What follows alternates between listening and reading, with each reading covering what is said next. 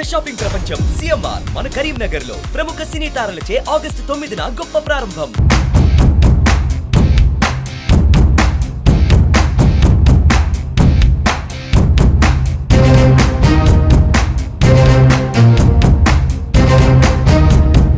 Visakha railway స్టేషన్లో జరిగిన అగ్ని ప్రమాదం ఒక్కసారిగా ప్రతి ఒక్కరిని ఉణుకుపాటుకు గురి చేసింది. ఎందుకంటే గతంలో జరిగిన రైలు ప్రమాదాలు అది విన్నా కూడా ప్రతి ఒక్కరికి ఇప్పటికీ కూడా కళ్ళ ముందే కదలాడుతూ ఉంటాయి. అలాంటిది రైల్వే స్టేషన్లో ఒక్కసారిగా ప్రమాదం చోటు చేసుకుంది. కోర్బా ఎక్స్ప్రెస్లో మంటలు అంటుకున్నాయి అనే సమాచారం దావానంలో వ్యాపించడంతో ప్రతి ఒక్కరు ఒక ప్యానిక్కి గురయ్యారు. అసలు ఈ ప్రమాదం ఎందుకు జరిగింది, ఎలా జరిగింది?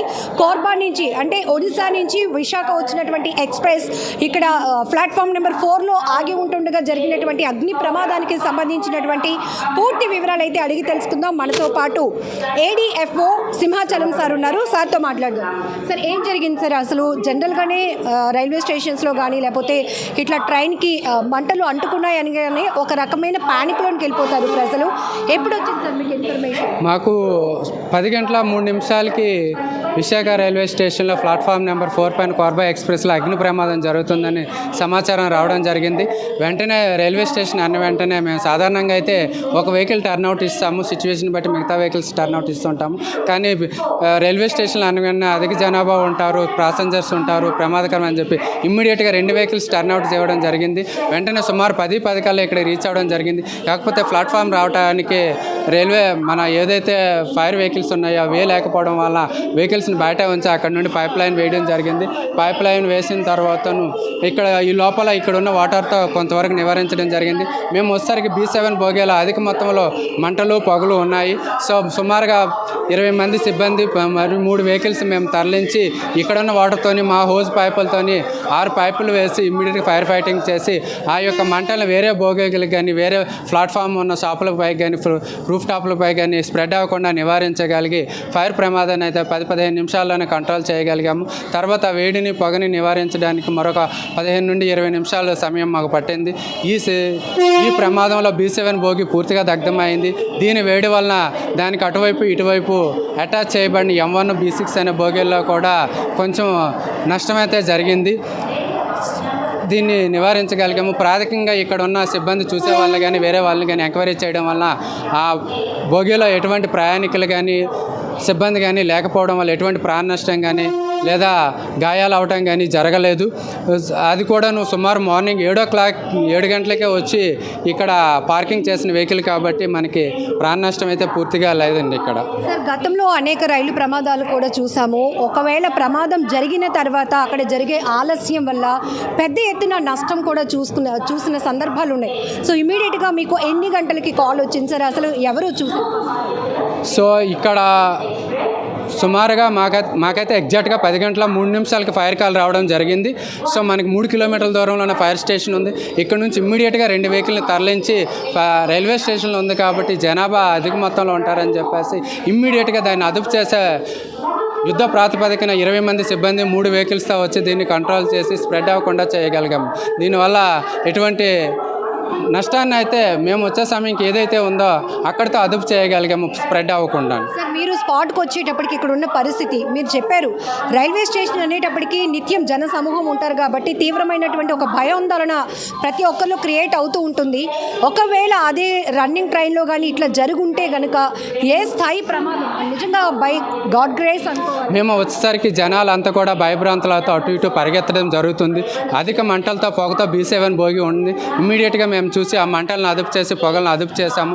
ఇదే రన్నింగ్ బోగీలో జరిగినట్టయితే జనాలు ఒకవేళ ఆగి ఉన్న ట్రైన్ అయినా రన్నింగ్ ట్రైన్ అయినా సరే అందులో ప్రయాణికులు ఉన్నట్లయితే కొంతవరకు నష్టమైతే జరిగి ఉండేది. అదృష్టవశాత్తు అందులో ప్రయాణికులు సిబ్బంది లేకపోవడం వల్ల మనకి ఎటువంటి ప్రాణ నష్టము జరగలేదండి. Sir, fire and safety department సేవలు అమోఘం. ఎందుకంటే కార్పొరేట్ హాస్పిటల్స్లో కానీ రైల్వే స్టేషన్స్లో బస్సులు తగలబడినా ఎక్కడైనా అక్కడ ప్రాణ నష్టం జరగకుండా ఉంది అంటే because of your team dedication చాలా ఉంటుంది. సో మీ టీం అందరినీ కూడా మీరు ఎలా అప్రిషియేట్ చేస్తున్నారు? జనాలు కూడా అదే రకంగా సుమన్ టీవీ నుంచి ప్రశంసిస్తున్నారు. మీరంటూ లేకపోతే ఇలాంటి ప్రమాదాలు తారాస్థాయికి చేరుకునేవి, పెద్ద ఎత్తున నష్టం జరుగుతుంది. ధన్యవాదములమ్మా. మా సిబ్బంది 24 గంటలు 365 రోజులు ఎవరికి ఎటువంటి ప్రమాదం ఉన్నా సరే మేము ఉన్నామని హామీ ఇస్తూ ఫైర్ కాల్ వచ్చిన వెంటనే ఒక్క నిమిషం కూడా వెయిట్ చేయకుండా మేము మీకు మా సర్వీసెస్ ఎంతవరకు ఇవ్వగలుగుతాం అంతవరకు మేము సర్వీసెస్ ఇచ్చి ప్రతి ఒక్కరి ప్రాణాన్ని లేదా ఆస్తుల్ని కాపాడే ప్రయత్నంలో ఎల్లవేళలా మీ సేవలో కృతనిశ్చలమై ఉంటాము. మేము 24 గంటలు కూడా మీకు అందుబాటులో ఉంటాము. మాకు ఎటువంటి సమాచారం వచ్చినా సరే ఎటువంటి కాలాన్ని వృధా చేసుకోకుండా వెంటనే బయలుదేరి మా సాయశక్తుల ప్రాణాలని ఆస్తుల్ని కాపాడడానికే మా సిబ్బంది ఎల్లవేళ కృషి చేస్తూ ఉంటారు. నిజంగా మా సిబ్బందికి అయితే మేము కృతజ్ఞతలు చెప్పాలి. ఎందుకంటే వాళ్ళు ఫీల్డ్ లెవెల్లో చాలా కష్టపడుతున్నారు. అందరూ మంటలను చూసి పారిపోతూ ఉండి వాళ్ళ ప్రాణాలని కాపాడుకోవడానికి మా సిబ్బంది మంటలను చూసి ప్రాణాలను తెగించేసి ప్రజల యొక్క ప్రాణాలను ఆస్తుల్ని కాపాడాలని ముందుకెళ్ళి కష్టపడుతూ ఉంటారు. ఈ సందర్భంగానే అందరికీ నాలెడ్జ్ ఇవ్వాలని కూడా నేను అనుకుంటున్నాను. ఒక అగ్గిపుల్ల వెలిగించినప్పుడు దాని మీద ఇలా చేయి పెడితేనే కాలిపోతుందేమో అని ఒక భయం, అది ఉప్పనూతే ఆరిపోతుంది. కానీ ఒక బోగీలో ఈ స్థాయిలో ప్రమాదం జరిగినప్పుడు ఆ హీట్ వేవ్ అనేది ఎలా ఉంటుంది? సో అన్ని పరిస్థితులు కూడా తీవ్రమైనవి ఉంటాయి. దాని నుండి వచ్చే స్మోక్ పీల్చేటప్పుడు చనిపోవడం కానీ మంటలా కాలిపోవడం ఇలాంటివన్నీ జరుగుతాయని తెలిసినప్పటికీ కూడా అది మా వృత్తి ధర్మం కాబట్టి వృత్తి ధర్మాన్ని పక్కన పెట్టేసి పక్కకు వెళ్ళలేం కదమ్మా. సో అందుకు మేము మా వృత్తి ధర్మాన్ని మొదట నిర్వహించాలి కాబట్టి చిన్న సమస్యలు అనేవి ఉన్నప్పటికీ కూడా వాటిని అధిగమించి మా మొదట ప్రియారిటీ ఎప్పుడు కూడా ప్రాణాలని కాపాడాలి, ఆస్తుల్ని కాపాడాలి. వీలైనంత వరకు ప్రజా సేవకే మేము అంకితమై ఉన్నాం కాబట్టి ఈ జీవితాన్ని వాళ్ళకే అంకితం అమ్మా. ట్రైన్ పరిస్థితి ఎలా ఉంది? మంటలు ఏ స్థాయిలో ఉన్నాయి? 9:50 మంటలు స్టార్ట్ అయ్యాయి మేడం.